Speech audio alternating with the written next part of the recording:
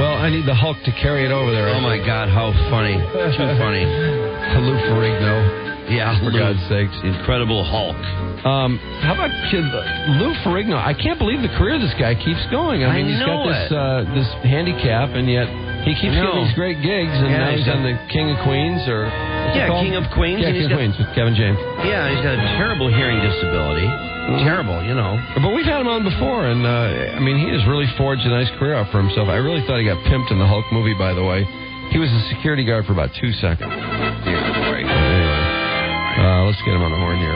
27 outside, still snowing, by the way. Snowing rather heavily, if you ask me. A lot more than I was expecting. And then tomorrow, off and on snow flurries along with possible cloudy skies, high 28. Still, it's about 27-ish at the Riff.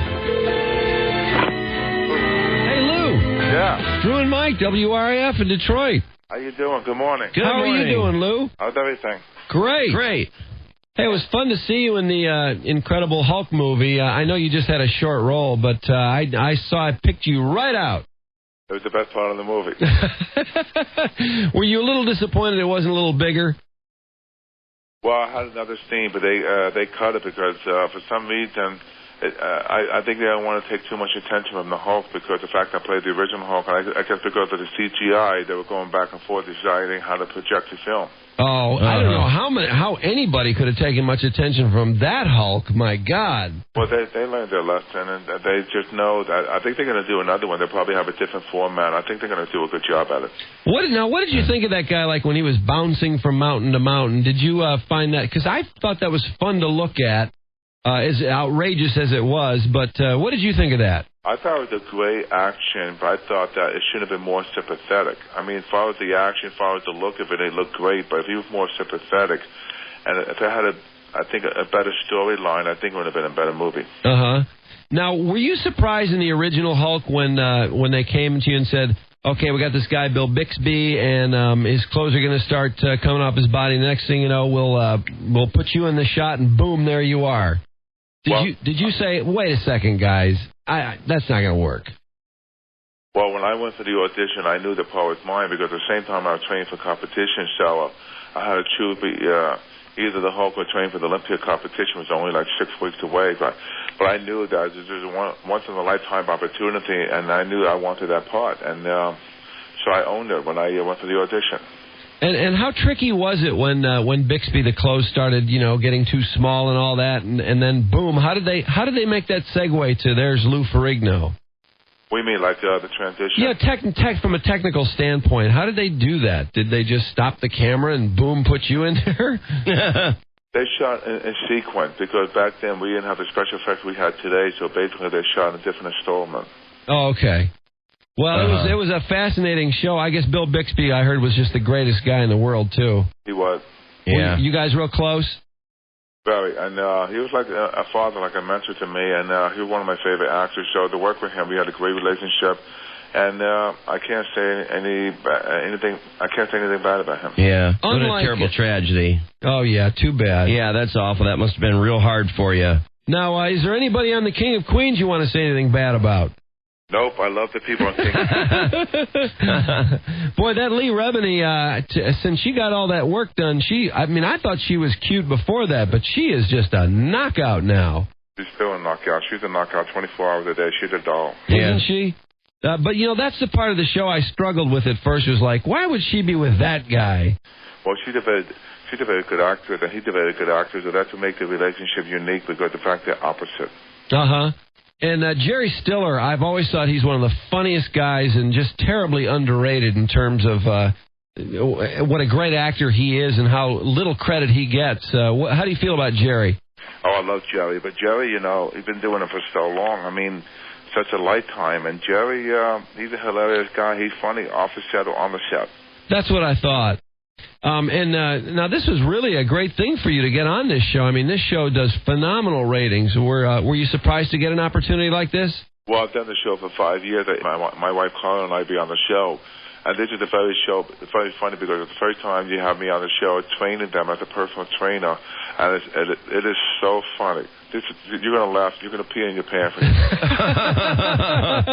Maybe I better not watch it. Either that or put it on the stadium, pal. Disappointed. stadium, pal.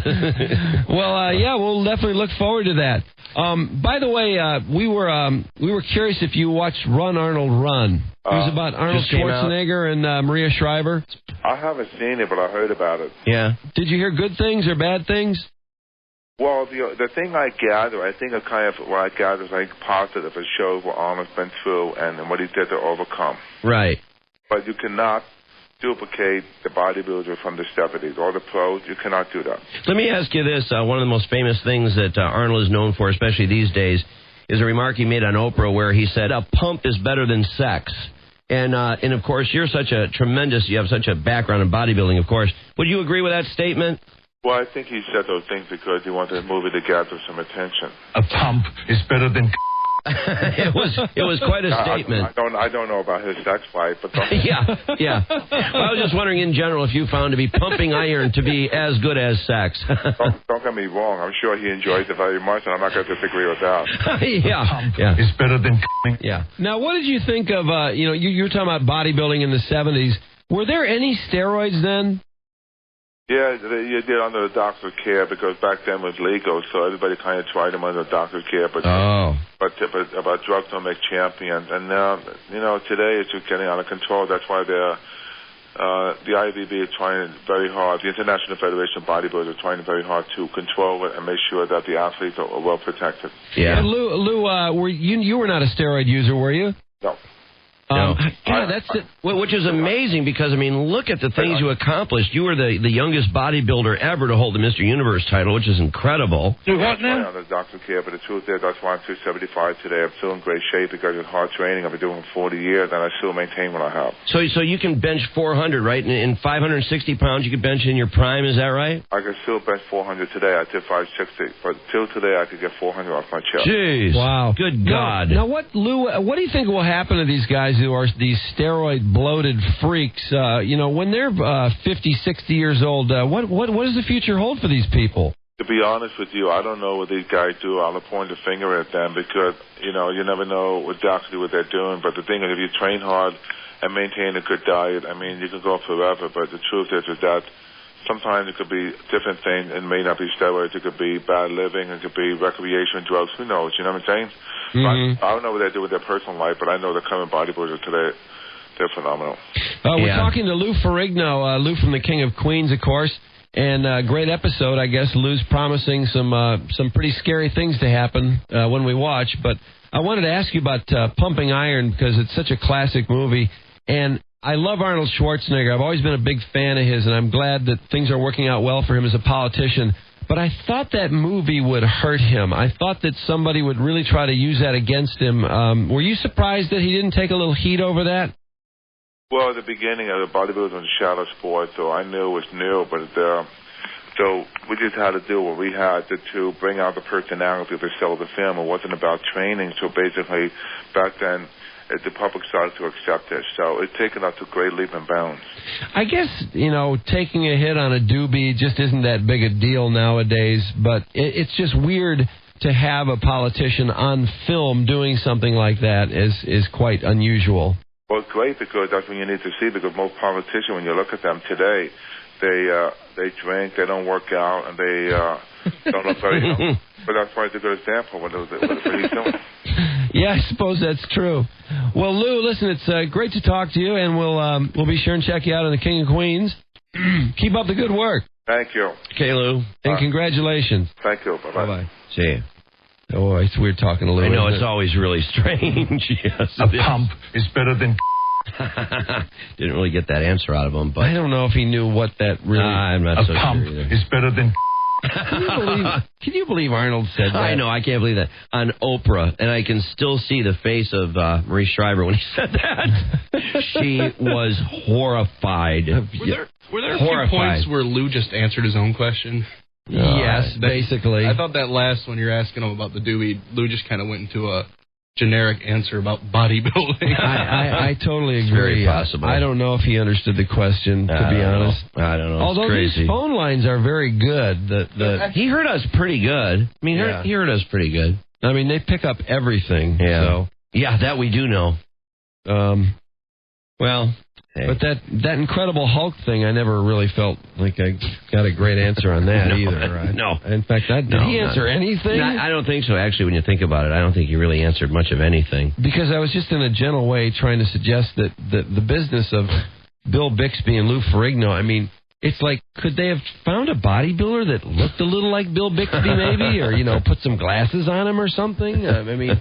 Same haircut. He went from this, a very middle America actor-looking guy to this freak. Sort of like Frankenstein. Yeah, very Frankenstein-esque. Yeah, the hair was very Frankenstein-like. And Lou still looks pretty bizarre. In fact, I know, I just have a feeling... a different cat, man. In the Hulk...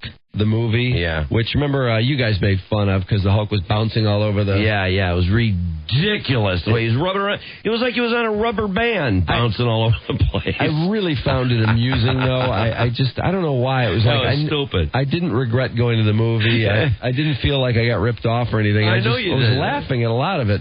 Jennifer Connelly was in it too, and she's hot, of course. Well, if you can look at it as a comedy, but boy. It has a decent effect. Yeah, true. It wasn't so good. But it's interesting that he was in another scene and they edited it out. Yeah. And I just wonder if they said, Ferrigno, we're going to do big things with you in this movie. Right, and then they just said, we'll just leave the bodyguard thing at the very beginning and then just screw the other thing. That thing is on the floor so fast. Because, how could you get the original Hulk scene edited out? That's really rather weird. And he's just walking out of a building in the scene he's in. I don't even think he says anything. I doubt it. Not that, Lou Ferrigno is always been the most vocal guy, but, well, he's done pretty damn well for himself. He's done okay, yeah. He's done. Yeah. Well, he had a lot to overcome, honestly. This hearing disability, that's a drag. That's awful. Well, he's what a thing to be saddled with. He's on a top 10 show. Yeah, I know. And his dad treated him horrible, apparently, as a kid, and was critical and told him he'd never become anything with his hearing and all that. I mean, that must have been really hard. I was going to ask him about that. You got to hand it to him. I was going to ask him about that Super Bowl signing deal, but I unfortunately, I cannot keep a straight face when I think about that because I just kept thinking of Napoleon Dynamite and, that whole signing thing they do in Napoleon Dynamite and how funny that is. And that's all I could think of when I watched the Super Bowl. It was awful. But anyway, the happy hands. Yeah, the happy hands. Thank you. Yeah. Well, anyway, that's Lou. He really deserves a lot of credit. Yeah, he does.